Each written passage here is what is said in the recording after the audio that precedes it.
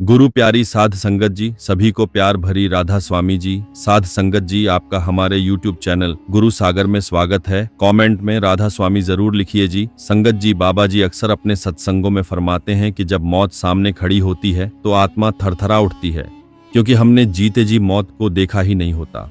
जब कोई नई चीज अचानक हमारे सामने आती है तो हम घबरा जाते हैं, लेकिन अगर हमने वही पहले देख रखी हो तो हैरानी नहीं होती। ठीक वैसे ही जब काल सामने आता है और मौत हमारी आंखों के सामने खड़ी होती है तो आत्मा डर और पीड़ा से कांप उठती है। इसलिए बाबा जी कहते हैं, जीते जी मौत को पहचान लो, आत्मा को उसकी सच्ची स्थिति का अनुभव करा दो, वरना मौत के बाद पछताने से कुछ नहीं होगा। बाबा जी ये भी फरमाते हैं कि जब यमदूत आत्मा को ले जाते हैं तो वह रास्ता बहुत पीड़ादायक होता है, मारते पीटते हुए खींचते हैं और आत्मा को बड़ा कष्ट होता है। इसलिए जवानी में ही भजन सिमरण कर लो, बुढ़ापे का भरोसा मत रखो। हमारा यह साखी सुनाने का उद्देश्य भी यही है कि आप समय रहते जाग जाओ, क्योंकि जब मौत सामने खड़ी होती है तब एक सांस भी ज्यादा नहीं मिलने वाली। जितने श्वास हमें मालिक ने दिए हैं उससे एक भी ज्यादा नहीं मिलेगा। इसीलिए हर श्वास में उस कुल मालिक का सिमरण कर लो। साध संगत जी, एक बार बयास दरबार में सेवा चल रही थी। सभी संगत बहुत प्यार से सेवा कर रही थी। सेवा करने के बाद संगत के आराम करने का समय हो गया था। सभी संगत साथ में आराम करने के लिए बैठ गई। उसी बीच एक बहुत ही पहुंचा हुआ सत्संगी भी आया था। संगत ने उनको साखी सुनाने की विनती की। संगत में बैठे एक सत्संगी ने कहा कि उन्हें एक ऐसी साखी सुनाए जिससे उनका अपने गुरु के प्रति प्यार और विश्वास बढ़ सके। उस पहुंचे हुए सत्संगी ने साखी शुरू की। संगत जी सब काम छोड़कर साखी को अंत तक जरूर सुने जी। उन्होंने संगत को एक कहानी के माध्यम से साखी सुनाई। एक समय की बात है, एक सेठ जी के 2 पुत्र थे और सेठ जी अत्यंत संपन्न थे। एक पुत्र का नाम रमेश था। वह अपने पिता का आज्ञाकारी और मेहनती बेटा था, जो सेठ जी की संपत्ति को बढ़ाने में दिन रात जुटा रहता था। दूसरे पुत्र का नाम सुनील था। वह विद्रोही स्वभाव का था, जो पिता की कमाई को उजाड़ने में लगा रहता था। आखिरकार सेठ जी के पास इन दोनों को अलग करने के अलावा कोई चारा न बचा। दुखी मन से उन्होंने अपनी सारी धन दौलत, जमीन जायदाद और घर बार को दोनों पुत्रों में बराबर बांट दिया। रमेश अपने पिता के पास ही रुक गया और अपनी हिस्सेदारी से खेत खरीदकर बगीचे सजाने लगा। बगीचे हरियाली से भर उठे। सुनील ने धन मिलते ही गांव से बाहर निकल भागा। कुछ ही दिनों में गांव में अफवाहें फैलने लगीं कि सुनील ने जुए और शराब में सारा धन गंवा दिया है। वह दिन रात नशे में डूबा रहता, वेश्याओं के नाच गाने में पैसा लुटाता और जो कुछ सेठ जी ने उसे दिया था वह सब मिट्टी में मिल गया। सुनील सेठ जी का लाडला बेटा था। अब वह जुआरी और शराबी बन गया था। सेठ जी का दिल टूट गया।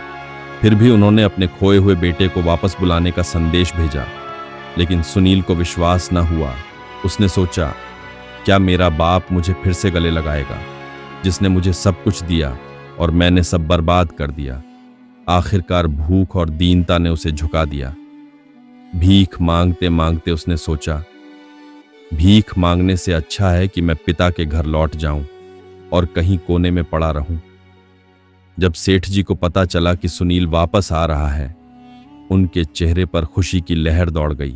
उन्होंने गांव में एक भव्य उत्सव की तैयारी की। मिठाइयां और स्वादिष्ट भोजन बनवाए और सारे गांव को निमंत्रण दिया।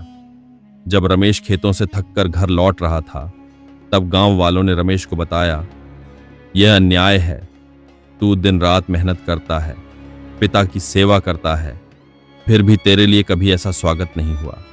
और देख तेरा आवारा भाई, जो सब बर्बाद करके लौटा, उसके लिए घर में घी के दिए जल रहे हैं, बैंड बाजे बजा रहे हैं और सेठ जी द्वार पर उसकी प्रतीक्षा कर रहे हैं। ये शब्द रमेश के दिल में चुभ गए। उसे दुख और जलन हुई और वह उदास होकर घर के कोने में बैठ गया। तभी सेठ जी अपने बेटे सुनील को लेकर आए। सुनील का चेहरा पश्चाताप से भरा था और सेठ जी ने उसे गले से लगा लिया। रमेश को उदास देखकर सेठ जी ने पूछा, बेटा तू क्यों उदास है? रमेश का गला भर गया और उसने कहा, पिताजी, मैंने आपकी सेवा की धन कमाया और अपनी मेहनत से 4 गुना संपत्ति बढ़ाई, लेकिन कभी मेरे लिए ऐसा उत्सव नहीं हुआ। और यह भाई जो सब बर्बाद करके लौटा है, उसके लिए आपने सारा गांव बुला लिया। सेठ जी की आंखों में प्यार और समझदारी झलक रही थी। उन्होंने रमेश का हाथ पकड़ा और बोले, बेटा, प्रेम में भेद नहीं होता।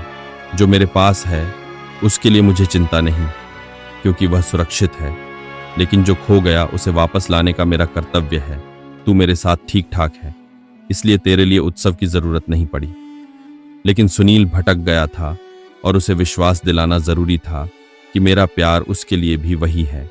सेठ जी ने आगे कहा, जैसे एक चरवाहा अपनी सैकड़ों भेड़ों को छोड़कर उस एक भेड़ को खोजने जाता है जो खो गई हो और उसे कंधे पर लाकर खुशी से घर लौटता है, वैसे ही मैंने अपने खोए बेटे को वापस पाया है। ये शब्द रमेश के दिल को छू गए। उसकी आंखों से आंसू टपके और वह सुनील से गले मिला। सेठ जी की खुशी का ठिकाना न रहा। उनका परिवार फिर से एकजुट हो गया और घर में खुशी की लहर दौड़ गई। साध संगत जी, वह परमात्मा भी कुछ ऐसे ही हम बिछड़ी हुई आत्माओं को ऐसे ही प्रेम पूर्वक रास्ता दिखाते हैं। जो रूहें रूहानी मार्ग से भटक जाती हैं या बिछड़ जाती है, उनको अपने साथ अपने सच्चे घर ले जाने के लिए वह भगवान मनुष्य के बीच में एक गुरु को भेजता है। वह गुरु भटकी हुई आत्माओं को नामदान देकर उनको सही रास्ता बताते हैं।